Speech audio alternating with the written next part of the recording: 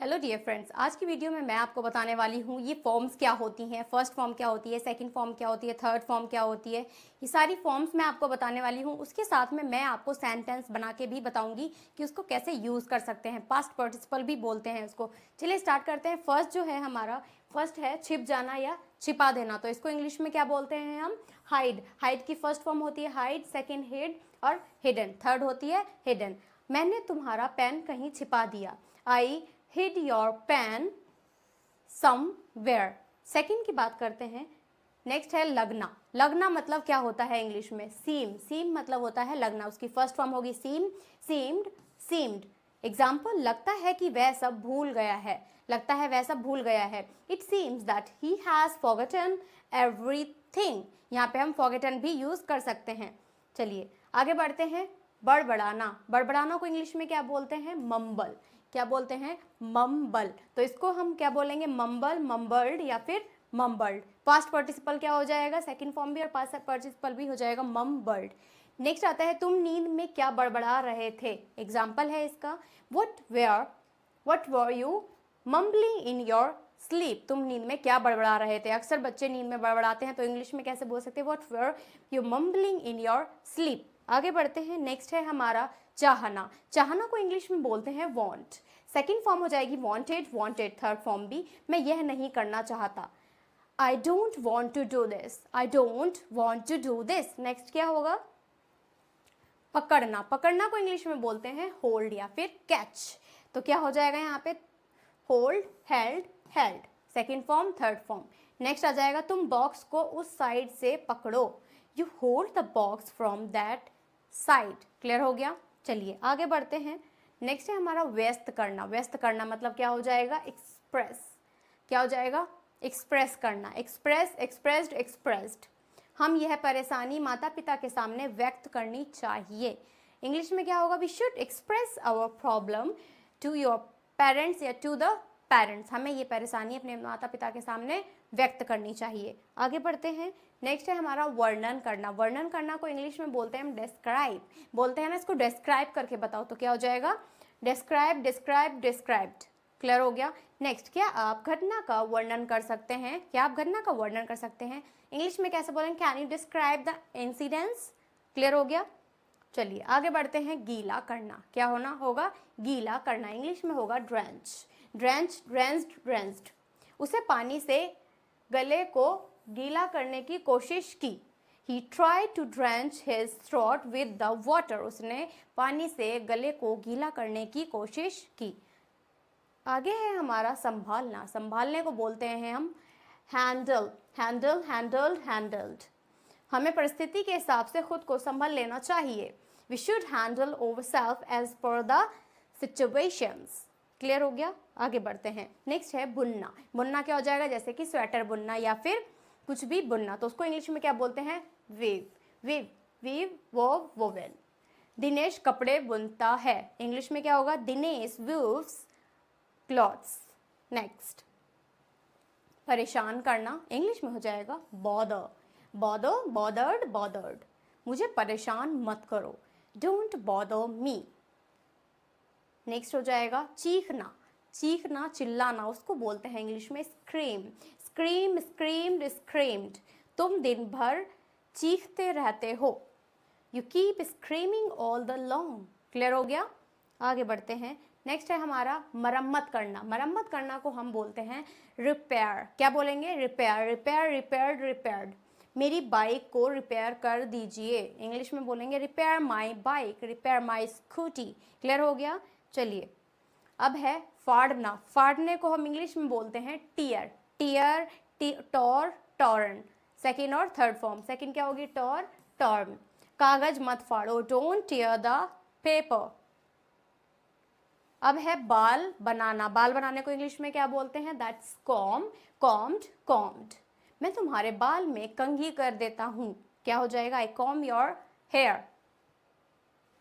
निचोड़ना, निचोड़ना, पानी को, कपड़ों को निचोड़ना, इसको हम इंग्लिश में क्या बोलेंगे? स्वीज, स्वीज्ड, स्वीज्ड।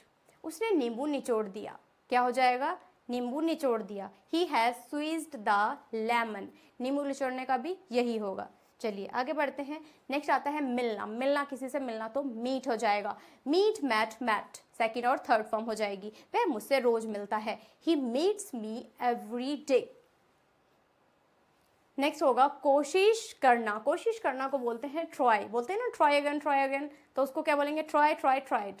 मैं अंग्रेजी सीखने की कोशिश कर रहा हूँ। I am trying to learn English. थूकना, थूकने को क्या बोलते हैं? बोलते हैं ना यहाँ मत थूको, स्पिट। Spit, स्पैट, spit. अब हम स्पिट को स्पिट भी बोलते हैं, स्पैट को स्पिट भी बोलते हैं और स्पैट हो जाएगा। तो इसको क्या होगा? यहाँ पर मत थूको, डोंट स्पिट हेयर, यहाँ मत थूको। जकड़ना, क्लिंच बोलते हैं जकड़ने को, क्लिंच, क्लिंज्ड, क्लिंज्ड। उसने मुझे अपने हाथों से जकड़ लिया। इंग्लिश में होगा he had cleaned me with his hands. हाथों से जकड़ लेना बोलते हैं ना, जकड़ के पकड़ लो, उसको इंग्लिश में बोलते हैं क्लेप। नेक्स्ट आता है डुबकी लगाना। डुबकी लगाना पानी के अंदर तो क्या हो जाएगा? Dive, dive, dove, dived. हम नदी में रोज डुबकी लगाते हैं। इंग्लिश में we dive in the river every day.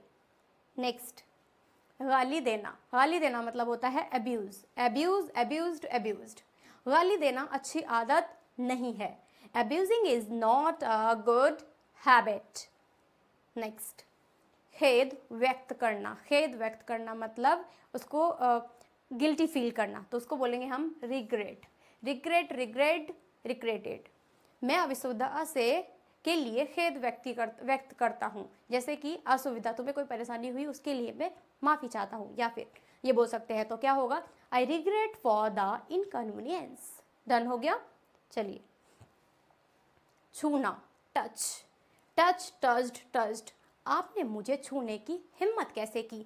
English में कैसे बोलेंगे? How dare you to touch me. लड़कियां ये ज़्यादा यूज़ करती हैं, how dare you to touch me.